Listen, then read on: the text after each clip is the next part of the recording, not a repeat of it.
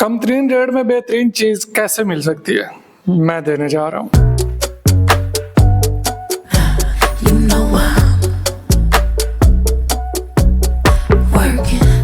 अगर आप अपना कारोबार शुरू करना चाहते हैं और कम तरीन बजट में बेहतरीन क्वालिटी की बेहतरीन मशीन चाहिए तो आपको BS मशीन से रब्ता करना पड़ेगा, क्योंकि मैं इस बात का दावा करता हूं कि भाई एक दफा, सिर्फ एक दफा मेरी प्रोडक्ट देखें, उसकी क्वालिटी देखें, उसका रेट ले लें और उसके बाद आप जहां मर्जी चले जाएं, वापिस आपको मेरे पास ही आना पड़ेगा। अभी जूस के सीजन में जूस की मशीनरी चाहिए, वॉशिंग पाउडर बनाने की, साबुन बनाने की, सरफ बनाने की, पापड़ बनाने की मशीनें, शैम्पू बनाने के लिए मिक्सर्स, पैकिंग मशीनें, सीलर्स, ऑयल निकालने वाली मशीनें, अगर किसी भी तरह की मशीन चाहिए तो एक दफा भाई से रेट जरूर ले लेना। फिर मेरा ओपन चैलेंज है, जहां से मर्जी घूम लेना, वापस मेरे पास ही आएंगे। नंबर स्क्रीन पे रब्ता कर लें भाई। अल्लाह हाफिज।